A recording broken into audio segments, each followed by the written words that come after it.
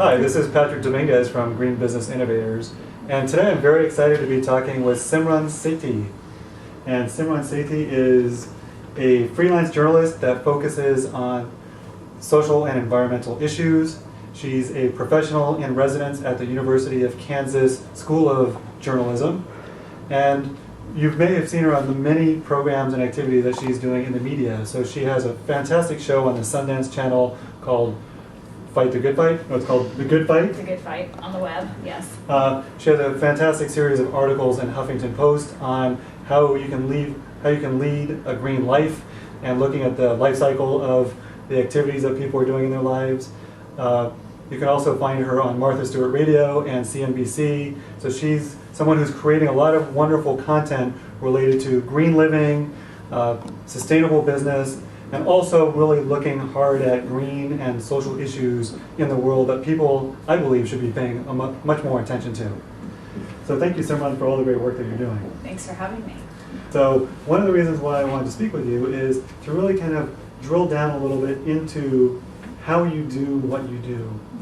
And the reason for that is I think a lot of businesses and nonprofit organizations could learn from what you're doing in order to get their messages out to the world and tell their stories in a more effective and more authentic way. So Simran, for the audience which is watching this, which is primarily small green businesses or small businesses aspiring to be more sustainable, do you have any thoughts on what they could be doing to get their messages out into the world more effectively? I would say start small, and it's like what we talk about with food, and with so much, I think go local.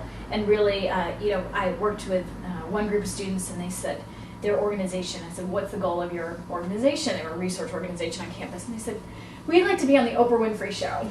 It's like, well, okay, I don't think you're the best fit for that show, and also, how about we try to get in the Lawrence Journal World, right here in Lawrence, Kansas first, So, I mean, I think start small and really start, connect with the journalists in your area, whether it's on television, on your local network news, or newspapers, or weekly periodicals that are covering these issues, because chances are that those people will have some passion around this area. So they're already going to be a more receptive audience. If you can't find that person or people, send it to the general editor or figure out where it needs to go. Make sure that if you're putting together a press release that it doesn't have a lot of jargon in it, that it's really accessible to maybe your next door neighbor. Like you want to think about this information being something that someone can comprehend very quickly.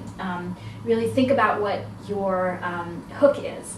What's going to make someone want to join you and want to hear your story. So maybe the paper equivalent of an elevator pitch, or I should say the emailed equivalent. We want to try to keep it paperless, but give people also be sure to give people information so they can find out more. So.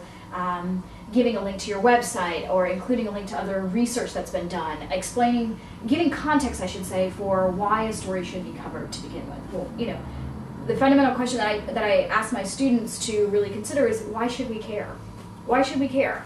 Why should we, change our light bulbs? If you don't understand where your energy comes from, you're less maybe excited to change your light bulbs. If you don't understand how much money you're saving, why should you care? Why should you do these things? And I think answering that, who are you talking to, who's your audience, and why should they care, are the two most fundamental questions to get answered. And then, seek out blogs, like-minded blogs, really start to converse and develop a relationship with those bloggers. So if you read a great post, if you go to Huffington Post, their green subsite, and you like something I've written, take the time to write a comment back and start that dialogue with me. And then trust me, if me or anybody else start to get to know you, even though it's a thin kind of virtual relationship, that's the way your information is going to stand out. So make yourself stand out, and that should be a really good way to get yourself started and get yourself noticed.